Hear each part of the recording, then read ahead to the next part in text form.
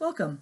We're going to be talking about focus groups today and how you can use them in your research to study all sorts of different things. We're going to use the Healthy Oregon Project as an example so you can kind of see the nuts and bolts behind it. So all of our research has been published. So this is in the Journal of Genetic Counseling. It came out in November 2019. But it will allow you to see more of the nuts and bolts behind the scenes and also kind of why we're kind of doing this in the first place. So the Healthy Oregon Project is out of CEDAR, so that's OHSU's Center for Early Detection and Advanced Research. And this group has a lot of different goals related to this, but the project that we were working on specifically was looking at predictive cancer genetic testing. So looking at someone's genetics and how do those genes influence someone's risk of developing cancer.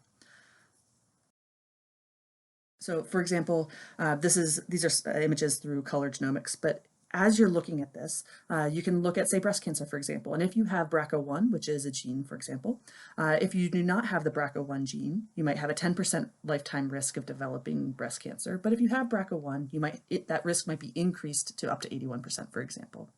Likewise, there are mutations for colorectal cancer and all sorts of other cancers as well.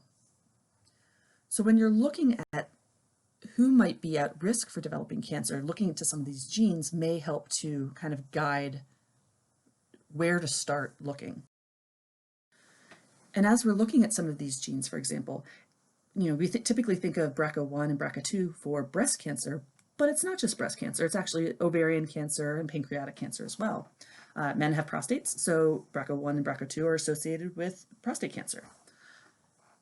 So the genes that we have are going to influence the types of cancer and in the organs that may be influenced. This project is a collaboration across many, many, many different groups. And so one of the early things that they were trying to do was understand people's willingness to undergo predictive cancer genetic testing. So to find out if they would even participate in something like this, we did focus groups around the state and we recruited widely. And we wanted to know their understanding about heritable cancers, their knowledge of genetic screening, and what are the barriers to participating in cancer research such as this. So we finished that. That's what's in this published paper. Give you a sense of kind of who was there, what that study looked like. We did 35 focus groups around the state. Recruited heavily on weekday evenings and on weekend mornings, and spoiler alert, weekday evenings worked way better. People don't really want to give their weekends, which is understandable. Food and snacks work really great. Social media is highly effective for recruiting. And then we had individuals sign up using an online sign-up form, which made it really easy, and sending reminders was awesome for really kind of helping individuals remember that they signed up to do something in the first place. So as a general pass of like what we did for procedures, so when they came in, they would receive an information sheet about the focus group, so everything was anonymous. The only person who knew anything about the individuals was the scheduler, so the facilitator of the focus group was completely blinded to who the individuals were. When they arrived, they had that information sheet at their where they were sitting, and they also was an intake form which asked about age, gender, race, ethnicity, and various components related to the study. We recorded the sessions through audio, and we had a note taker at each session that could serve as backup. One of the things that we did that was different from other focus groups that I typically do is that this one had a 3-minute introductory video, which I appreciated because it wasn't necessarily the facilitator having to deliver the content, but it was consistent content that was pre-recorded that could be delivered consistently across each focus group site. We then asked them a series of questions. I'll show you the script on the next slide. And then there was a concluding 3-minute video that then talked about some of the ethics related to the study and participation. And then they were able to ask any lingering questions that may exist. So as we're talking about the focus group script, so one of the things that we were curious about is how many of them were personally familiar with cancer. And short version is that many of the individuals who came to focus groups already had an interest in cancer. So there is some bias related to some of this. Second is we do these things called fist to fives, which is a great way of kind of asking someone and getting a sense of kind of, it's a consensus building tool where they could hold up 0 fingers, which is a fist, to 5 fingers. And it kind of gives you a Likert scale of what someone feels about some things, and then they can describe it further. But it gives it allows you to read the room really, really well. We asked about their familiar with genetic research studies, what they would need to know before participating, their thoughts on their data being shared, and their idea, like, would participating in a genetic research study related to cancer interest you? And then we had some, what recommendations they had for how should we share this information in their part of the state. What we used to analyze the data was Deduce. So if you've never seen Deduce, so it is a tool. It is generally low cost. I think it was $12.95 per month per user. They only charge you for the months that you use it. So it can be helpful for small research groups getting started. And then there are all sorts of different ways that they can show what the data look like. Overall, as you're kind of looking across our sites, you can see that some of them had a lot to say. Others were a little bit more brief in their content. So overall, there are over 7,000 code applications. It took us about 2 years to analyze the data, but it gave a first author publication to my grad student, which is amazing. We're kind of going through and talking with Oregonians. Again, we did 35 focus groups, and you can see the proportion of kind of how many were urban, rural versus frontier. Those are using Office for Rural Health guidelines, and then where they were generally located. So you can see as we were first starting, there were several that necessarily didn't work, and spoiler alert, those were on the weekends. And then we did some additional ones. Many of our participants were a little bit older. So we did some focus groups with the University of Oregon to understand college age participants. We did additional focus groups, and then we did some in Spanish as well. For some of the sites, we also did community readiness assessments. I'm not talking about any of those as part of this, but know that that was also done. Okay. Folks were generally, and again, the updated data are presented in the paper, but this was something that I had from last year, so I haven't updated this, but it gives you a general sense. So who came related to the age, related to their gender, and their good range of educational levels across. Most of them had insurance, and there was a pretty good range that they know something about cancer and genetic testing, although almost half know nothing or a little bit, which is the lowest ranking. So there's plenty of room for growth. The racial and ethnic diversity, again, there was not many African Americans that were represented in the sample, which is a limitation of our study. One of the things that we would like to do is increase that in the future. It is similar to the rate within Oregon, but again, as we're moving forward to understand for whom is this working, we recognize that there is a lack of racial ethnic diversity, particularly in our African American population. So this was from early in the study, and you can see how many were interested in participating in genetic testing. Again, all of the updated data are in that paper. Most of them are interested in genetic testing. A minority did not want to know. And we started an FAQ based on some of those questions that came up. So it's a really nice way of using focus groups to generate an initial set of frequently asked questions that you can use in your research. We also learned that the concept of genetic research is not necessarily familiar. So there's a lot of room for providing additional education related to these concepts. So this is something else that we gained from the study. As I were talking about kind of the reasons for or against participating, you can see that learning about themselves and their family was huge for really kind of advancing what they wanted, why they wanted to do it. So learning about themselves, being proactive related to that, those were things that really kind of influenced why they wanted to participate. And family was one of the most common motivators for their interest in participating.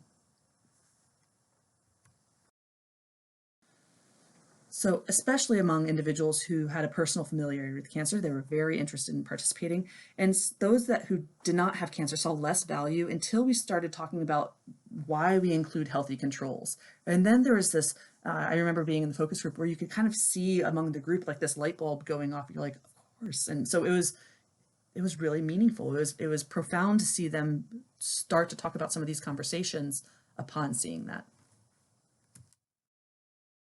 Okay. So here are the lessons learned. These are the big pictures of how things actually work. As you're starting with your script, so this is on the left is where we started, and then you can see as we're starting to cut, we always want to ask way more questions than we possibly can. So again, you're going to try to get it. You saw what the script ended up being. It was very, very short. It takes a while to get there. One of the things that we did is we had some of these script questions, and as we showed it in this room, we were all around. And then how is the phrasing working? Could we actually say that out loud in a focus group? And does it come across? Is it a way that people would understand and be able to respond accordingly? So editing with your group can be really helpful.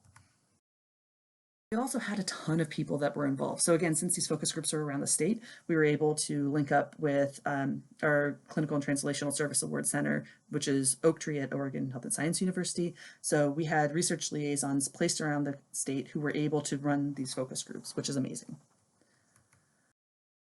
And so as we're thinking about scheduling, these are things that you should consider as you're planning your focus group. So for example, the location and amenities. Is it a community-friendly location? So is it neutral, like a library or school where people can meet? Is it quiet? Can we have the focus groups there? Can people drive there, or is there some sort of bus service or public transportation that people can get around? If you need Wi-Fi to show some of your materials, make sure that you have that. Or do you need a projector or a screen? Because there are sometimes rental fees associated which may or may not fit into your budget. So the date, as you are going through, schedule so early and give people a lot of time. It takes a significant amount of time to recruit. It takes a significant amount of time to remind. So those are some things to keep in mind as you're planning your study. People really love food for coming in. They're coming from work often, they're hungry. So we have done pizza because it's easier. Having healthy snacks are really helpful. And just be mindful of dietary restrictions for your group.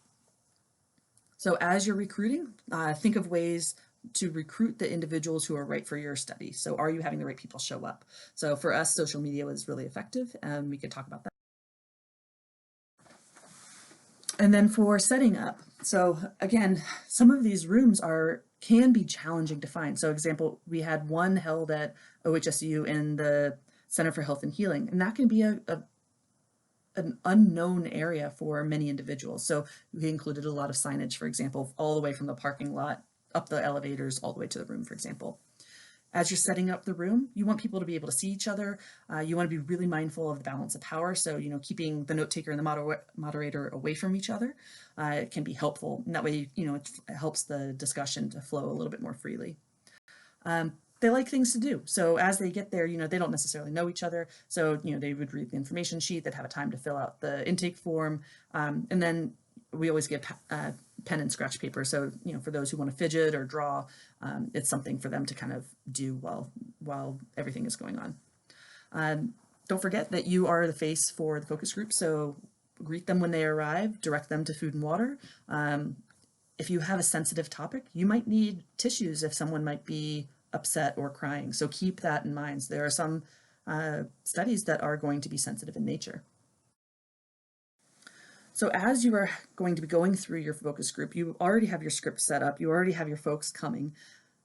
It is really important to have some sort of template and preparing for your note taker. How are you going to have individuals take notes and record what they find? So again, you're going to be leading and moderating some of this discussion, but there are all sorts of things that are going to be happening related to, someone might be shaking their head that you might not be able to capture. That's what your note taker will be doing for you. And also recording some of the fist to fives. So this is an example. I've blinded just some of the places, but you can see that, some of the notes are going to be very, very detailed. So one of the things that you can do is you can give a general description of who's in the room as you're kind of getting a sense. They might discuss certain things that might be helpful for you to think about related to that.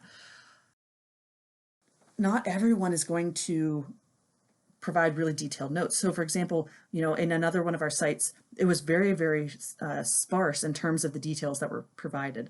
So as you're going through your training, make sure that everyone is familiar with what you are expecting in terms of notes and what could help. So for example, when you're talking about fist to fives, there are 2 5s, but how many individuals were in the room? Or if there were mostly 5s or a few 3s, how many 5s were there? How many 3s were there?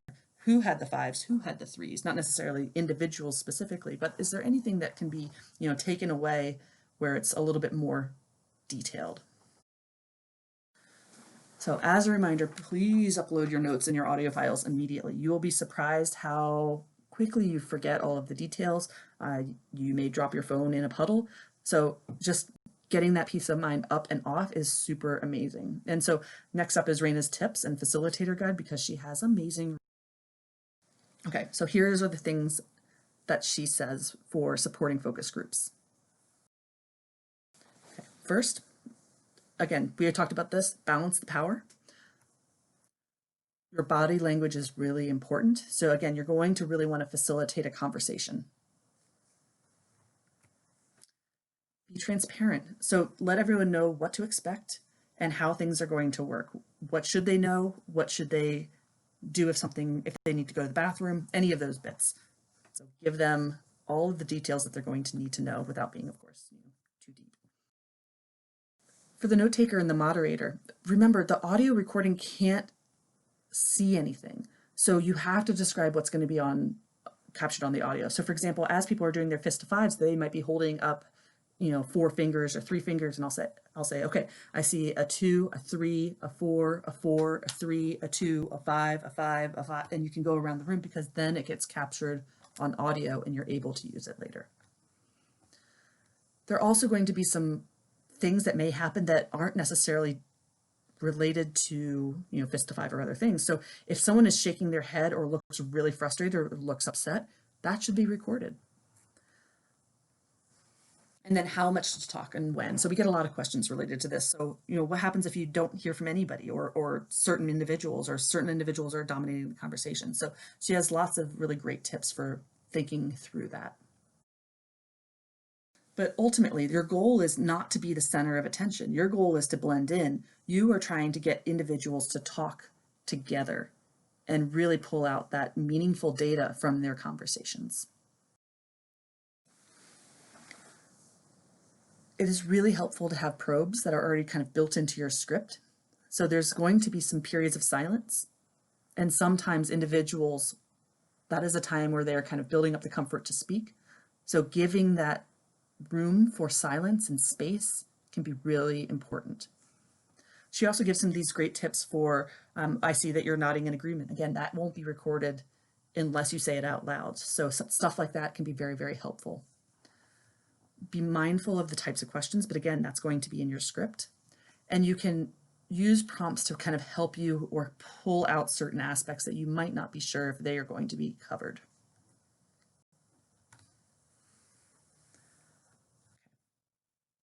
We build in time to focus groups because, again, with conversations, sometimes things go off topic.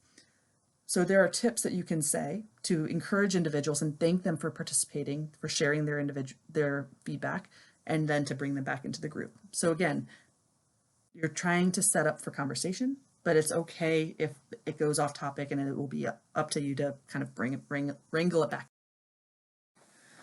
Okay.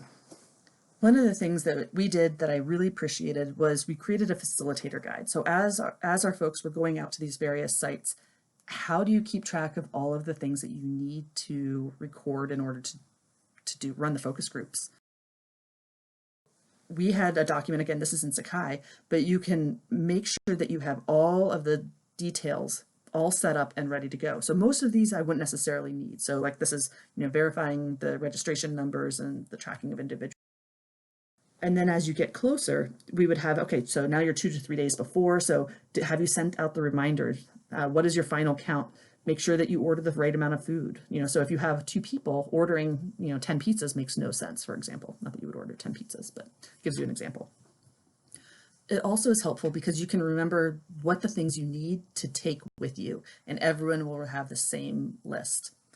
It also reminds you of what you need to do when you get to the venue. So, testing out the audiovisual equipment, for example, or setting out the furniture, just as a reminder of like, okay, it's not just showing up, but there might be additional steps that need to take place before you can start talking. There are things, as people start to come in, it can get uncomfortable sometimes in the sense of like, okay, what do I need to remember? So that discomfort is often within you of making sure that you have everything. So I appreciate this facilitator guide because it reminds me of the things that I need to cover in the welcome, the things I need to cover in ground rules, and then a reminder to play videos and when I should be playing the videos.